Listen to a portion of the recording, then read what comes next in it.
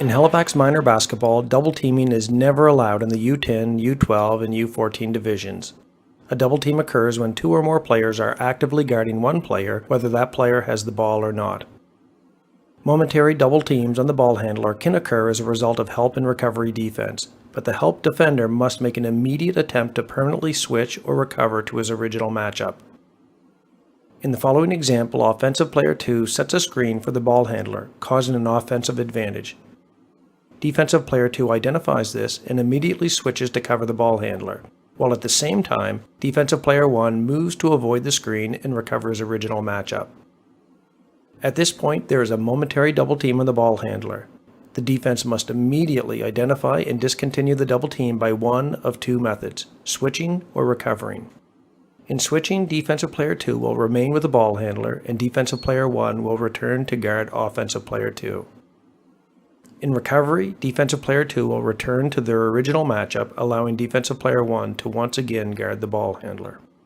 This same principle of help defense causing momentary double teams can also occur without the involvement of screens. In this example, offensive player 1 has clearly beaten defensive player 1 on the dribble, causing an offensive advantage. Defensive player 3 identifies the situation and steps in to help defend the ball handler.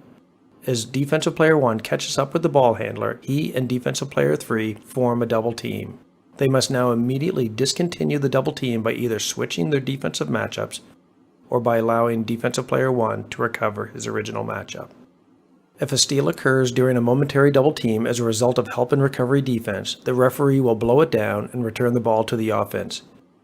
If, however, the referee feels there was no clear attempt by the defense to switch or recover, the steal will now be considered a double team and will result in either an official warning for the first offense, and for the second and subsequent offenses, the offense will get one foul shot and then receive the ball at the point of interruption.